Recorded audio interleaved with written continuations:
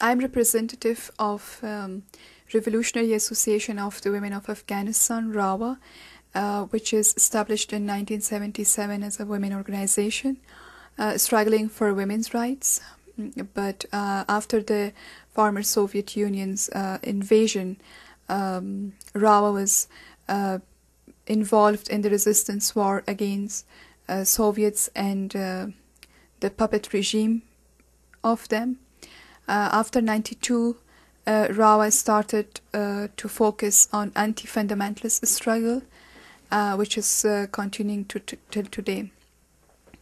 And the RAWA's message to American people is that as media is speaking about liberation of Afghanistan and that Afghanistan has been liberated by US, NATO troops and US and its allies, it's not true. We are still suffering in the chains of fundamentalism. From one side, Taliban, from the other side, Northern Alliance, and from the other side, the occupiers. So we have a long way to achieve our goals of democracy, freedom, and secularism. I think 8 years was quite enough time to prove that US NATO occupation of Afghanistan under the banners of bringing democracy, women's rights, and war on terror was completely failed. And today we see that with the presence of thousands of troops and with the presence of tens of foreign countries in Afghanistan, our people are still suffering.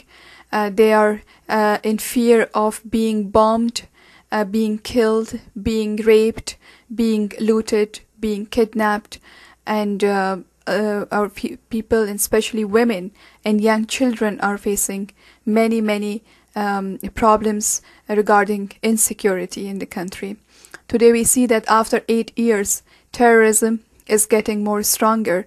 Taliban has 80% of Afghanistan under the control, and they are increasing day by day in numbers, and also they are getting more stronger politically and also militarily.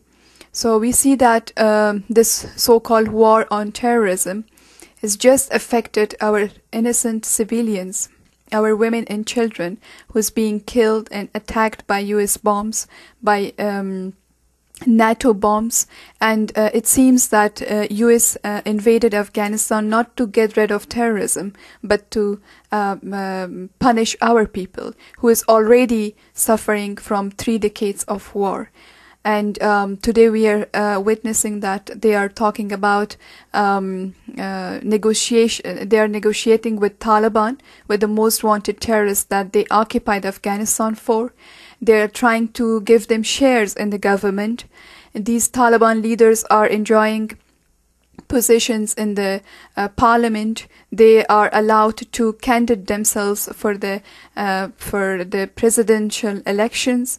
And from the other side, we see that they are attacking our women and children under the justification of war against Taliban and Al-Qaeda. So we see that there is a drama of war on terror is going on in the country, and it's the only negative effect is on our innocent civilians. RAWA strongly believes that throwing more troops will not solve the crisis of Afghanistan. Even it will get the situation worse than before.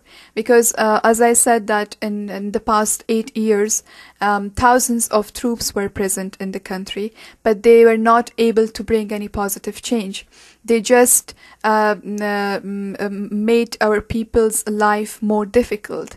Before they had fear from the Taliban's suicide bombings and from the fear of being raped by the criminal warlords, or being kidnapped by warlords, or being looted by warlords. But today we see they have an additional fear of American NATO bombings. And as we witnessed that in the past 8 years, many times they attacked wedding parties of people, the ordinary civilians. They killed thousands of people, especially women and children. So it seems that throwing more troops will not solve the problem, and the only solution is to is for America to change their wrong policy of supporting and compromising with the any kind of fundamentalist groups in Afghanistan. Today we see that in the Northern Alliance fundamentalists have a lot of power in the government, and they are friends of Americans. So they should stop supporting these fundamentalist groups. They should start relying on the democratic parties, and they should support democratic organizations to make a front and alliance against fundamentalism. This is the only solution. We can see that in a country where warlords, drug lords, Taliban are ruling, and we have the domination of fundamentalism. We are living under the shadow of gun, fear, terrorism, and money. How possibly we can talk about fair and free elections? So this election was, I can say, it was a mockery of democracy. It was a sham election that the votes of our people was only used to legitimize it, but it never had any role in the outcome of the elections. Our people in Afghanistan, when you talk with them, they usually say that we are not going to vote because we know that our president is already selected by United States and by the White House. So we strongly believe, and I think that even now international media and international observers also are forced to talk about the widespread of fraud in the recent election. There is no need to talk about the fraud and how fake this election was. That's why we cannot see it as a sign of democracy. RAWA is a democratic organization, and with many security and financial problems that we face. Our request for American people is that they should come forward. They should give their political, financial help and solidarity to organizations like RAWA, to support the women of Afghanistan, to support the people of Afghanistan, to support the democratic voices in the country.